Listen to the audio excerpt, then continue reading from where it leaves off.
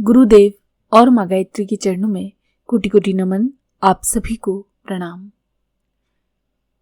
गायत्री साधना में गायत्री माता को प्रसन्न करने के लिए 5 शर्तें होती हैं। किसी भी कार्य में सफलता प्राप्त करने के लिए कुछ शर्तें होती हैं जिन्हें पूरा करके ही कोई आदमी निश्चित लक्ष्य तक पहुंच सकता है। यदि शर्तबंदी ना हो तो हर कोई व्यक्ति हर काम में सफल हो जाता। ऐसा इसलिए नहीं होता क्योंकि परमात्मा हर वस्तु अधिकारी पात्रों को ही देता है। जो अपनी पात्रता सिद्ध कर देता है, ये प्रमाण दे देता है कि मैं इसका अधिकारी हूँ, उसे ही वो सफलता प्राप्त होती है। परीक्षक को अपने ज्ञान का प्रमाण देने पर ही विद्यार्थी को प्रमाण पत्र प्राप्त होता है। इसी तरह गायत्री माता की प्रसन्नता प्राप्त करने और उसकी कृपा की सिद्धि रूपी प्रमाण पत्र प्राप्त कर लेने के लिए भी कुछ शर्तें रखी गई हैं। उन शर्तों को पालन करके ही इस साधना में सफलता मिल सकती है। वे शर्तें ये हैं कि स्थिर चित्त रहें, दूसरी है श्रद्धावान रहें, तीसरी दृढ़ता का होना, चौथी निरंतरता का होना और 5वीं समय पर साधना करना। अब हम आपको विस्तृत रूप से इन शर्तों के बारे में बताएंगे। स्थिर चित्त को चारों ओर से समेटकर एकाग्रता पूर्वक साधना में लगा देना चाहिए। बिखरी हुई बारूद को यदि आप जलाएंगे तो वो भग से जल जाती है और उसकी शक्ति समाप्त हो जाती है, किंतु यदि उसे एकत्रित करके बंदूक की एक छोटी सी नाली में डालकर एक ही दिशा में जलाया जाए तो भयंकर आवाज करती है और जिधर जलाई जाती है उधर प्राण घातक परिणाम उपस्थित करती है। थोड़ी सी जगह में बिखरी हुई सूर्य की किरणें कोई विशेष काम नहीं कर पाती, लेकिन जब उन्हें लेंस के द्वारा एक स्थान पर केंद्रित किया जाता है तो वे अग्नि तक उत्पन्न कर देती हैं।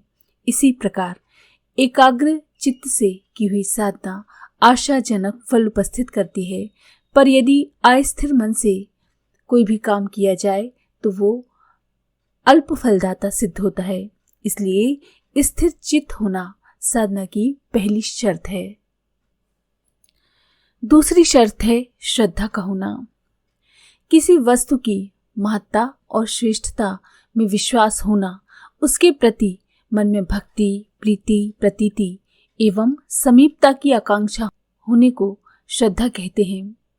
गायत्री वस्तुतः परमात्मा की ब्राह्मी शक्ति है।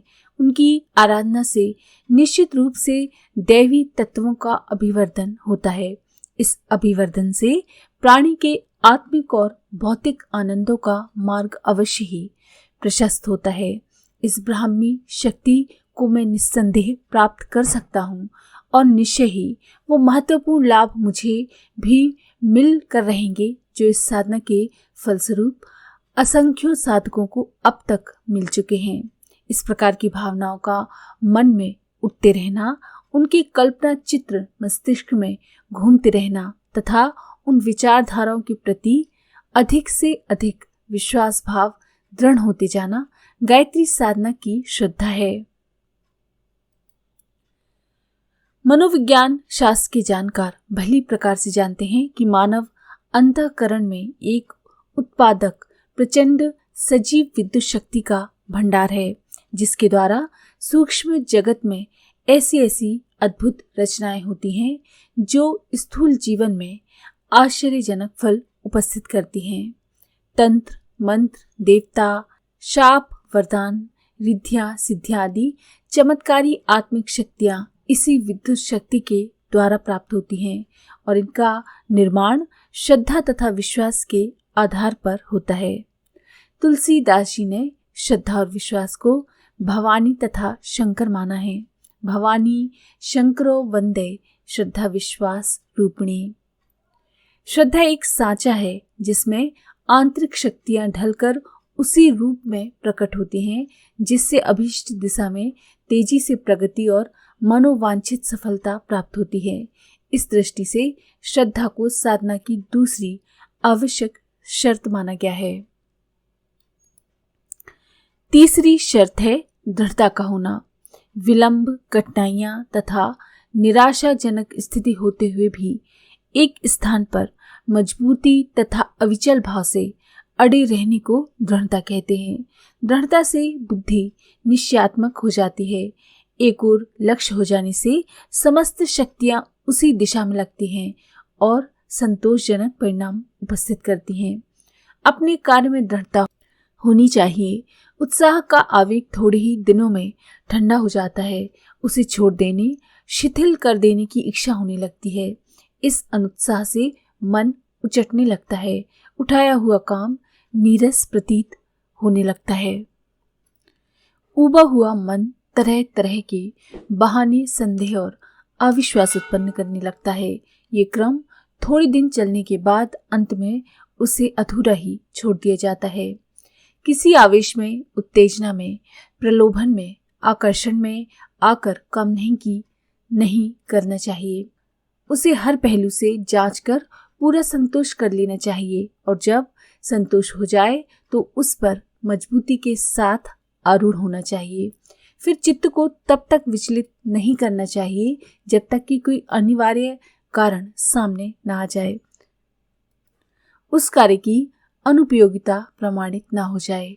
पत्ते पत्ते पर मन डुलाने से छोटे छोटे विघ्नों या असुविधाओं के कारण हिम्मत हार जाने से कोई बड़े कार्य पूरे नहीं हो सकते।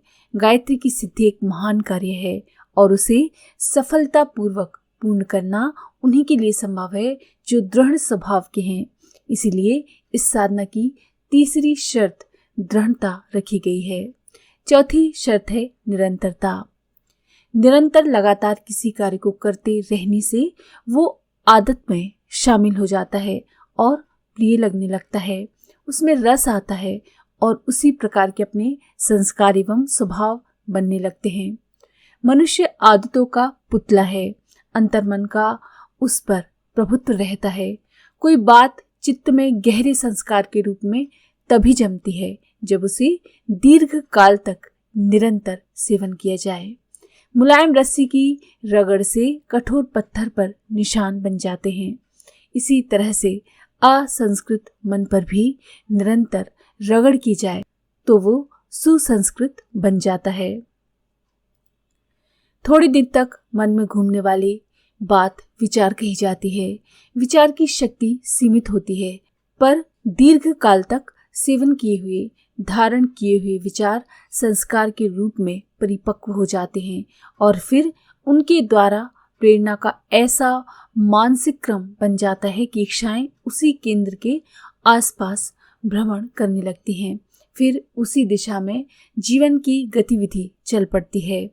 गायत्री की सतोगुणी धारा अंतस्थल के गहनतम भाग तक पहुंचाने के लिए ये आवश्यक शर्त है कि उस साधन को निरंतर दीर्घ काल तक अपनाया जाए। चंद रोज उसे करके छोड़ देने से स्थायी लाभ नहीं हो सकता। उसे तो जीवन का अभिन्न सहचर बना लेने में ही आत्मा का कल्याण है। पांचवी शर्त है समय पर साधना करना। दिन के प्रत्येक भाग में प्रकृति के कुछ सूक्ष्म तत्वों की विशेषता रहती है। वृक्ष दिन में ऑक्सीजन उगलते हैं, पर वे रात को ऑक्सीजन खाकर कार्बोनिक एसिड गैस उगलते हैं, जिससे रात और दिन की वायु में काफी अंतर पड़ जाता है। प्रातःकाल वायु में जो जीवनी शक्ति, प्रफुल्लता और ताजगी होती है, वो मध्याह्न को नहीं रहती। जैसे स्थूल तत्वों में समय भेद से अंतर पड़ता है, वैसे ही सूक्ष्म तत्वों में भी अंतर पड़ता है।